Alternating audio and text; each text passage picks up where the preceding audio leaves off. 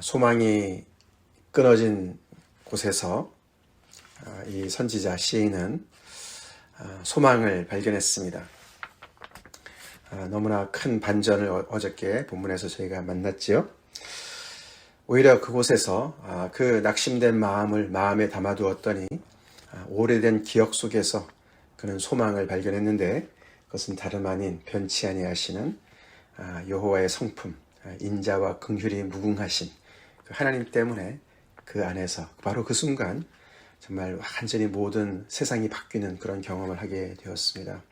그것이 아침마다 새로워서 그 주의 성실하심이 너무너무 큽니다 라고 하나님을 찬양하는 그런 정말 고백을 하면서, 거기서부터 이제 그가 지금까지 고백했던 그렇게 정말 넋두리 했던 모든 것을 다시 재해석하는 그런 내용을 어저께 우리가 본문으로 이렇게 묵상을 했습니다.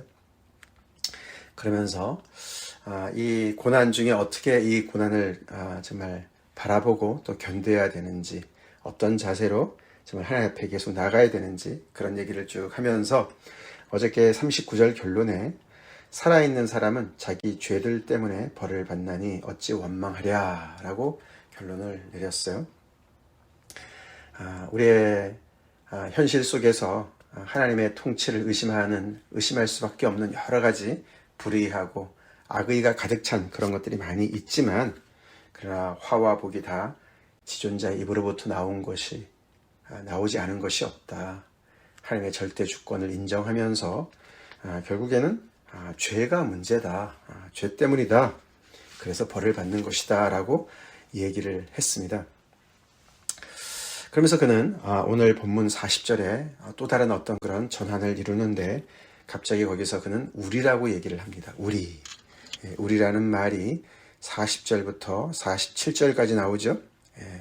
그래서 그는 지금까지 이렇게 자기가 결국은 이제 하나님의 그 여호와의 진노의 매를 맞는 것이 바로 나다라고 3장 1절에서 고백하면서, 그 전까지는 1장 2장에서는 조금 더 객관적으로 이렇게 그 백성들을 바라봤다면은 3장에서는 그것이 자기고 결국은 하나님의 매를 맞는 것이 자기 자신이라고 얘기하면서 자기의 고통을 쭉 얘기를 하면서 그 어떤 과정을 쭉 거치다가 다시 한번 이제 그 백성들과 동일시하는 이야기를 하는 것이죠.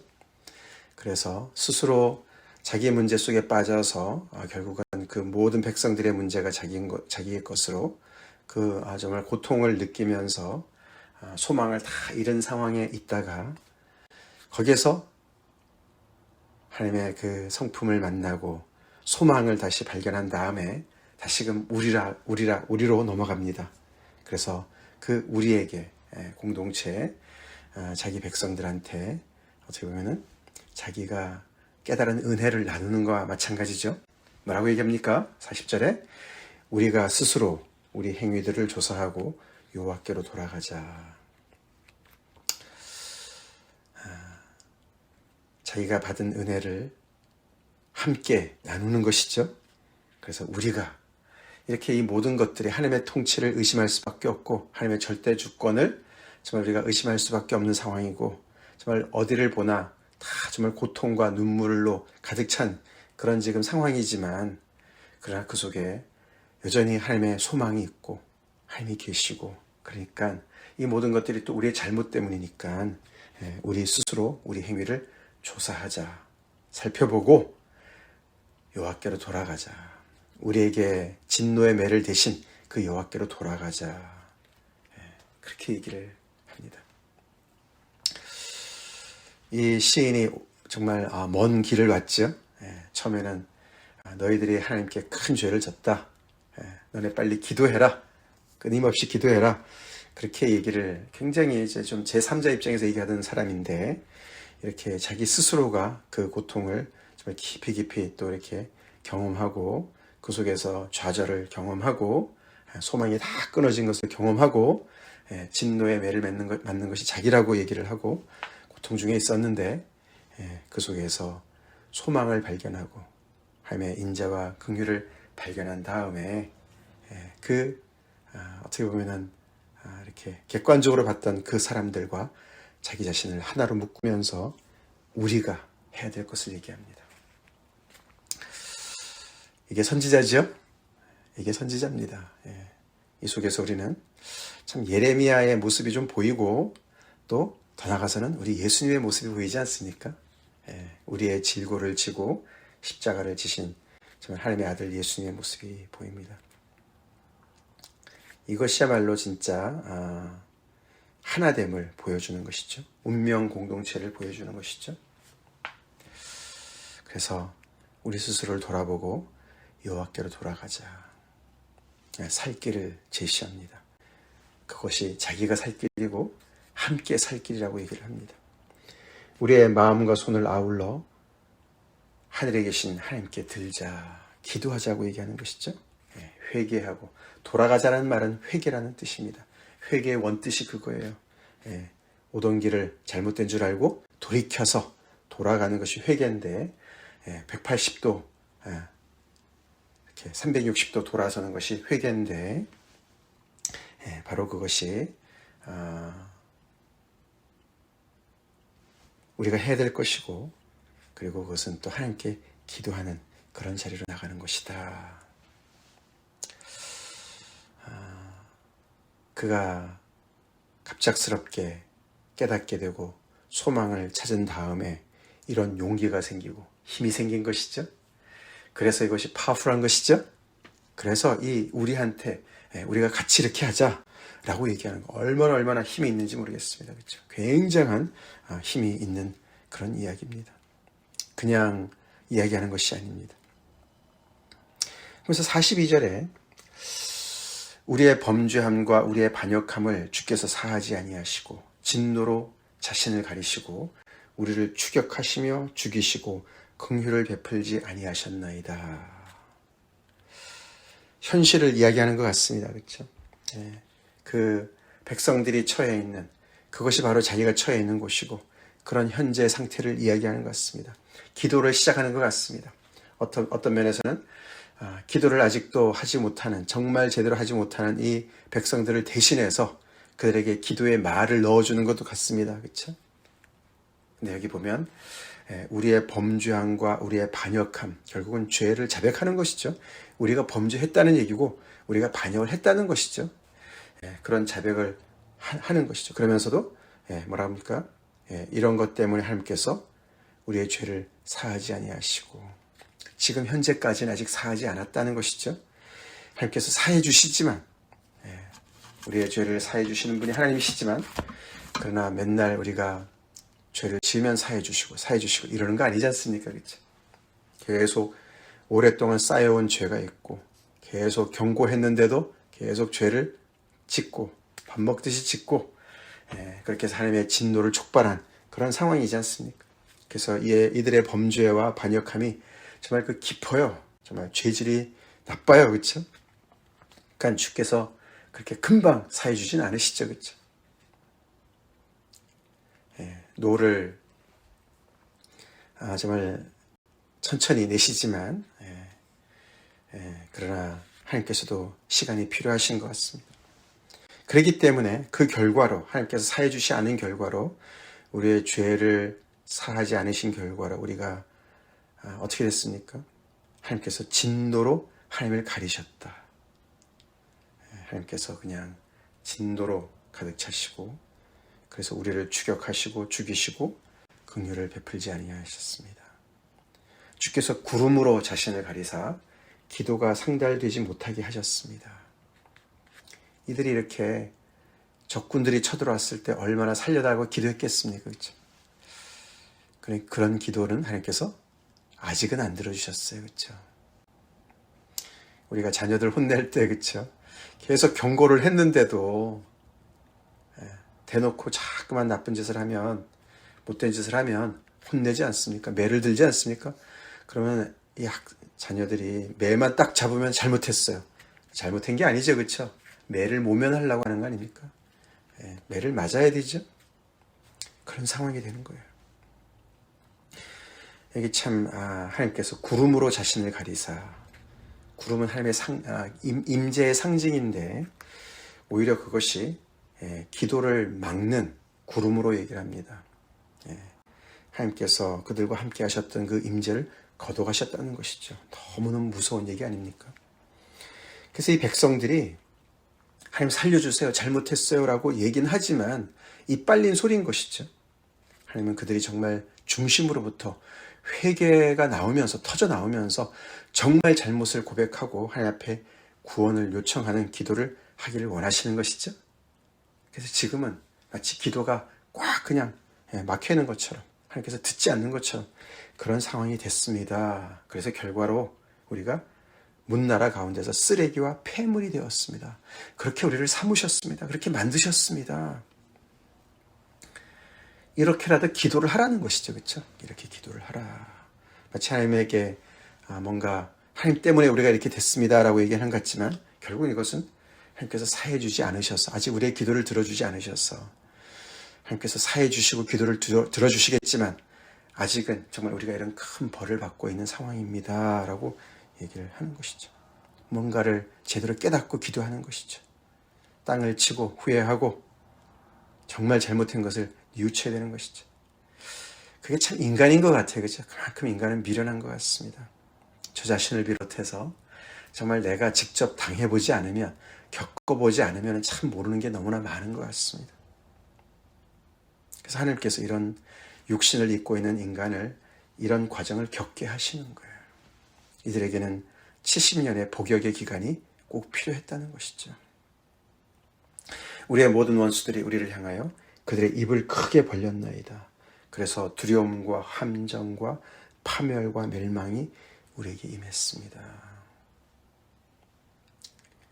이 선지자 시인이 이렇게 기도하지만 소망을 가지고 기도하지 않은 것이죠. 그렇죠?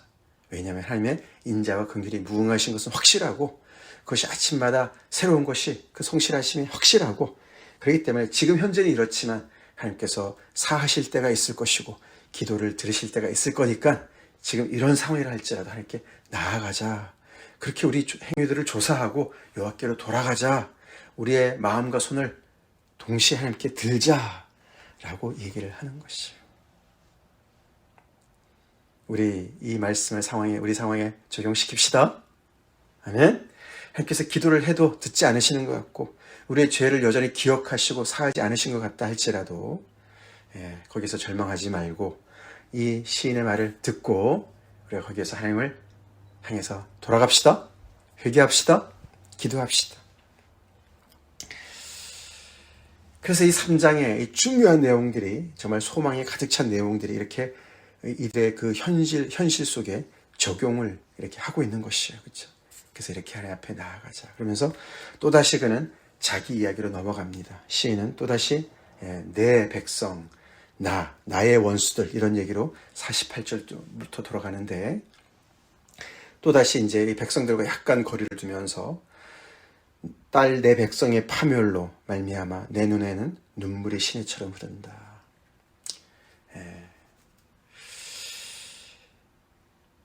정말 이 백성들과 하나가 된 자기 자신이지만, 그래서 이렇게 우리가 같이 하자고 얘기하지만 또다시 백성들을 이렇게 보면서 그들의 그 정말 너무 처절한 현실이 너무 파멸에 이른 그들을 보면서 자기 자신의 눈물이 시내처럼 흐른다고 고백을 하는 거예요. 너무너무 고통 중에 그런 이야기를 합니다. 사실 아까도 말씀드렸지만 이 시인은 먼 길을 왔어요. 우리가 2장 앞에 부분만 잠깐만 봐도 그는 이렇게 얘기를 했었습니다. 2장 18절에 너희들은 밤낮으로 눈물을 강처럼 흘릴지어다. 스스로 쉬지 말고 내 눈동자를 쉬게 하지 말지어다. 기억나시죠? 지난주에 본문이었는데, 초저녁에 일어나 부르짖을지어다. 내 마음을 주의 얼굴 앞에 물 쏟듯 할지어다.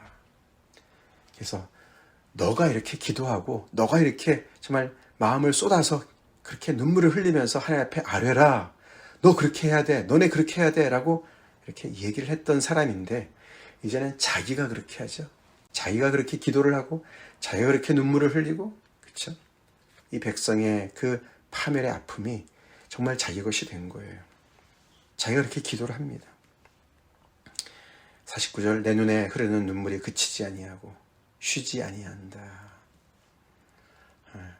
그렇게 하라고 했던 것을 자기가 합니다. 여호와께서 하늘에서 살피시고 돌아보실 때까지 이렇게 내가 하겠습니다. 하나님께서 들으실 때까지 이 상황을 정말 고쳐주실 때까지 제가 이렇게 하겠습니다. 눈물을 흘리고 그치지 않겠습니다. 그의 눈물의 그 이유 중에 가장 큰 하나를 나의 성읍의 모든 여자들을 내 눈으로 보니 내 심령이 상하는도다. 젖먹이와 아이들이 어미 품에서 죽는 것 때문에 정말 고통을 호소했었고 같이 아파한다고 얘기를 했었는데 여기서는 또 모든 그 사회에서 가장 어떻게 보면 약한 자들이 당하고 있는 아픔을 보면서 너무너무 내 심령이 상한다라고 얘기를 하는 것이죠. 이래서 예레미야 애가가 고통 중에 있는 사람들에게 큰 정말 힘이 되는 말씀인 것 같습니다.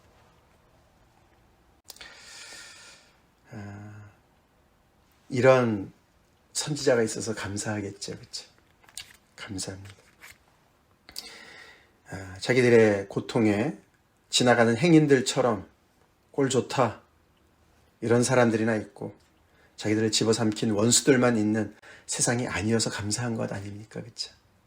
그래도 정말 이 멸망을 당한 자들에게 그래도 위로하려고 하고 같이 아파하려고 하고 또 책망 같은 말씀이라도 격려의 말을 하고 그것도 감사한데 이렇게 정말 완전히 자기들의 상황 속에서 들어와서 손발을 걷어붙이고 들어와서 그것도 모자라서 깊이 자기들의 고통 속에 깊이 정말 잠수해서 그 속에서 같이 죽어가고 고통을 당하고 눈물을 흘리고 괴로워하고 같이 절망을 하고 그런 사람 아닙니까? 그런데 그 사람이 거기에서 뭔가 발견을 한 하나님의 그 은혜, 하나님의 성품, 그러면서 같이 이렇게 우리 살 길을 찾아 나가자. 그러면서 함께 고통을 나누는 이 사람 있어서 얼마나 감사합니까? 그러면서 그는 52절부터 내일도 계속 연결되어지는 본문에 이런 얘기를 하죠. 나의 원수들이 이유 없이 나를 새처럼 사냥하는도다. 그들이 내 생명을 끊으려고 나를 구덩이에 넣고 그 위에 돌을 던지며 물이 내 머리 위로 넘치니 내가 스스로 이르기를 이제는 멸절되었도다 하도다. 자기 어떤 경험을 얘기하는 것 같지 않습니까? 그렇죠? 이것이 이제 그 동사가 과거형이에요. 그래서 어떤 과거의 자기의 어떤 그런 경험을 얘기하는 것 같습니다. 사실 52절은 내일 얘기랑 연결되는 이야기인데요. 내일도 말씀을 드리겠습니다만 그런 경험을 이렇게 정말 이제는 멸절되었구나. 나는 이제 끝이구나. 위에는 돌이 막혀 있고, 그렇죠? 구덩이 속에서. 그리고 물이 차들어옵니다. 그렇죠? 그럼 죽은 거나 다름없지 않습니까? 이 장면을 우리가 볼 때 누구 생각이 납니까? 우리 예레미야서 말씀 묵상했잖아요. 그렇죠? 예레미야를 그 당시 사람들이 듣기 싫다고 계속해서 우리나라에 대해서 이 나라에 대해서 정말 불리한 정말 그런 정말 재앙의 말만 계속 하고 있는 저 사람 왜 가만히 놔두냐? 없애자, 죽이자 이러지 않았습니까? 그래서 그 시드기야 왕이 그 말 듣고서 구덩이에 던지라고 그러지 않았습니까? 그래서 그 위에다가 이렇게 그냥 뚜껑을 닫고 말이죠. 다행히 그 구덩이에 물이 없어서 살아난 거 아닙니까? 그래서 이걸 보면 이제 이것이 예레미야가 쓴 거 아니냐 이렇게 얘기를 할 수 있습니다. 구덩이에 던져진 사람이 요셉도 있어요. 그렇죠? 요셉. 형제들한테 미움을 받아서. 그런데 그런 상황에서 나중에 보면은, 내일 보면은 구원을 받았어요. 그래서 그 어떤 자기 어떤 그런 개인적인 그런 고통 속에서 구원을 받은, 구출을 받은 그 말씀을 되뇌면서 하나님 다시 구원해 주세요라고 내는 이제 기도가 연결되어지는 부분입니다.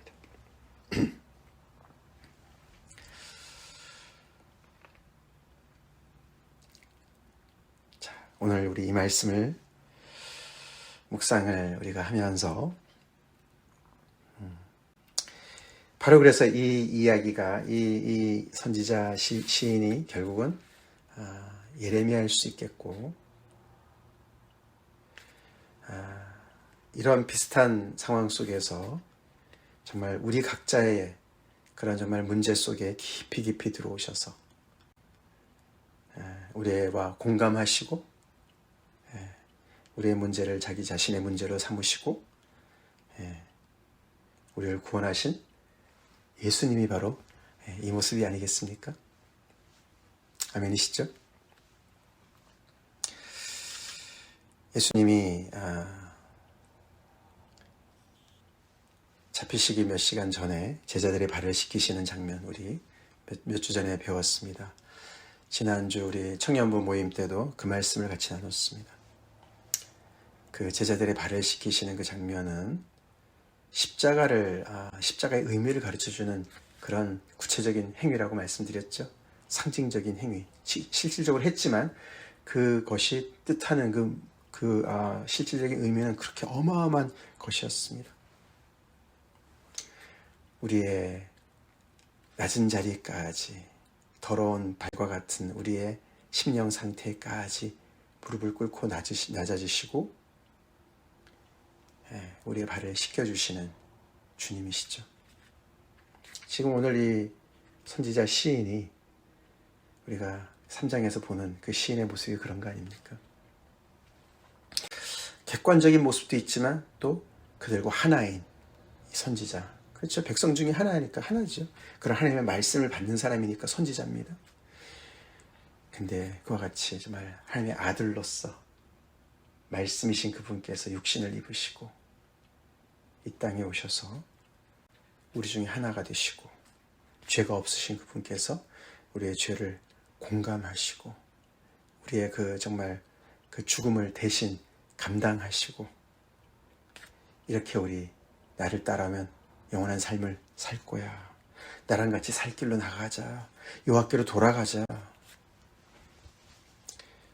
그렇게 우리와 공감하시고 우리의 고통 속에 들어오시고 우리에게 살 길을 주시는 그 주님. 그 주님이 계셔서 얼마나 감사합니까? 그렇죠? 감사합니다. 그래서 우리 주변에 행인 같은 많은 사람들이 있고 원수 같은 많은 사람들이 있어도 그런 소리 자꾸 머리가 더 비중을 두고 듣지 말고 우리 사랑의 주님의 말씀을 들읍시다. 그 주님의 말씀을 들읍시다. 그 주님을 붙잡읍시다.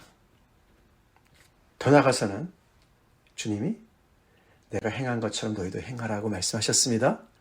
내가 주가 되고 선생이 되어서 너희 발을 씻겼어.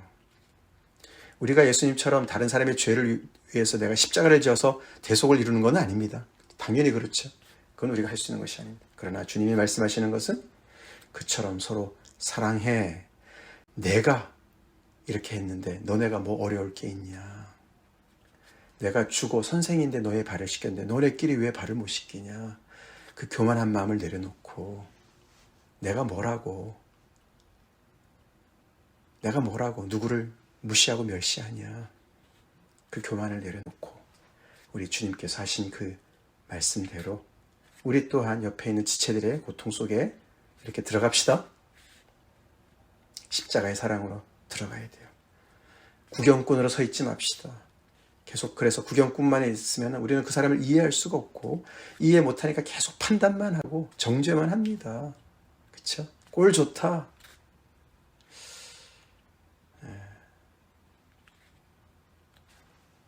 그것은 정말 사탄이나 하는 일이고 원수들이나 하는 일입니다.